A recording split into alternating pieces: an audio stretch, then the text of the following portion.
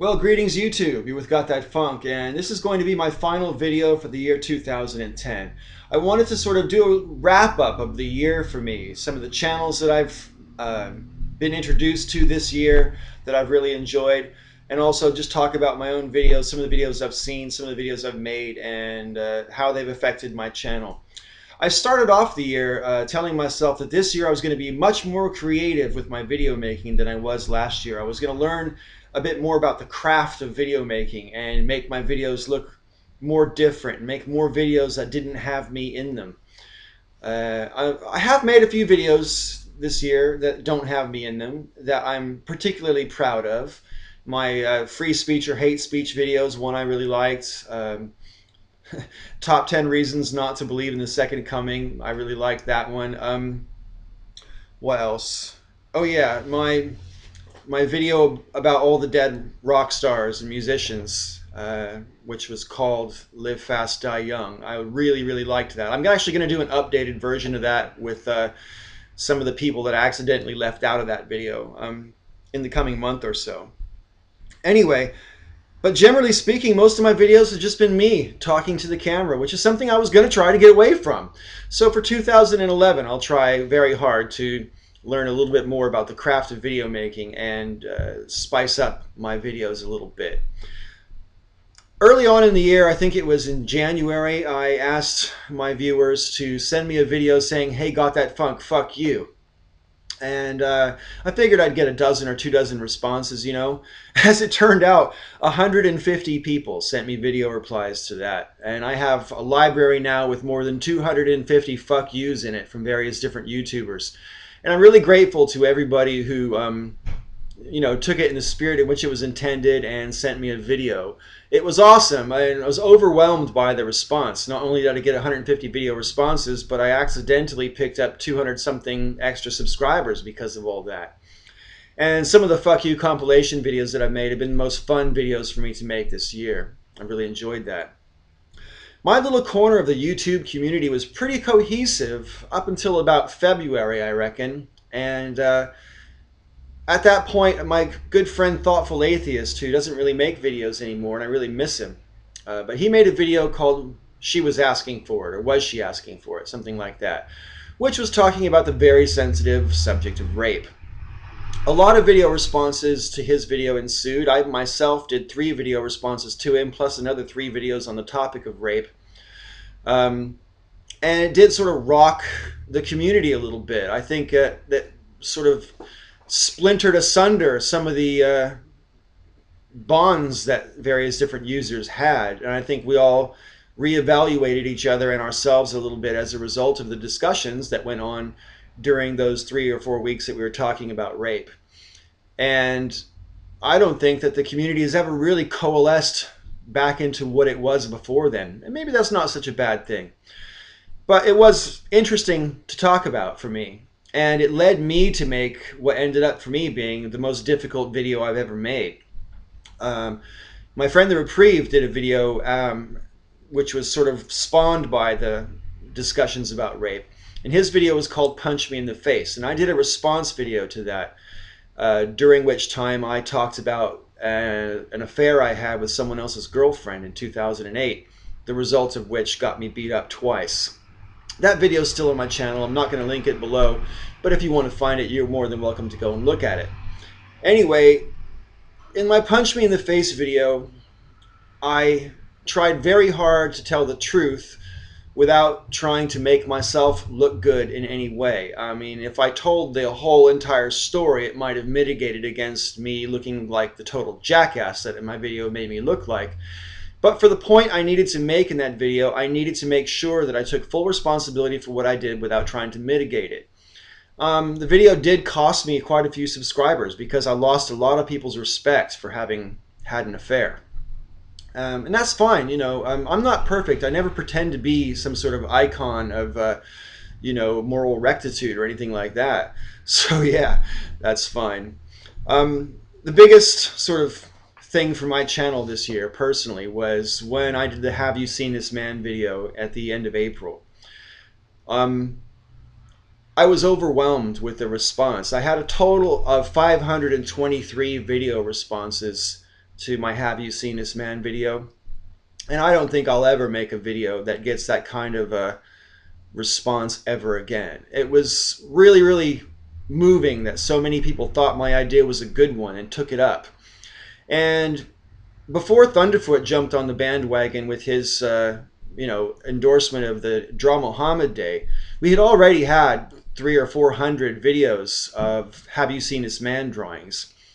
And I don't begrudge the Draw Muhammad Day thing at all, and a lot of people thought I should be mad at Thunderfoot about it for, apparently trying to steal my thunder or whatever. I mean, I couldn't give a shit. It was all about the message. It was more important about the videos.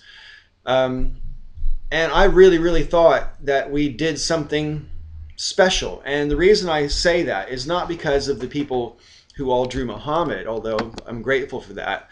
But for me personally, the best video, the most moving video that I saw this year was by the very first Muslim to submit a video for Have You Seen This Man? And this person was called Just Afghan. I'm going to link the video in the description below, and I heartily encourage you to go and watch the video. Just Afghan opted not to draw Muhammad, but said not only did they acknowledge our right to do so, but supported our right to do so, and supported our right to do so without fear. It would have been awesome if a Muslim did a video who just said, look, I acknowledge your right to do this, but I don't want to do it myself. That would have been good enough, and I would have been really happy with that. But for them to go on and say, I support your right to do so without fear, man, that really, really meant something to me. I actually got so choked up when I saw the video the first time, I nearly cried. And it really made me feel that Have You Seen This Man actually accomplished something. Because a lot of people, especially at that time, people were so hopping mad about the whole South Park thing, that a lot of people were really sort of presuming that Muslims just could not possibly wrap their head around the fact that it was okay for other people to draw Muhammad. So I'm going to link the video down below. Please go and see it. My very favorite video entries for Have You Seen This Man, I don't mind naming a couple. Darkfirebrand witnessed my conversation with Dawa Films and took the point that Ali made to me, which was that there wouldn't be any positive depictions of Muhammad because everyone is sort of anti-Islam or whatever. So Darkfirebrand took it upon himself to do a video which was very positive in his depictions of Muhammad. And I'm also going to link that in the description. And my very favorite video for Draw Muhammad Day, or not Draw Muhammad Day, but Have You Seen This Man, was the entry by TheLizardLass.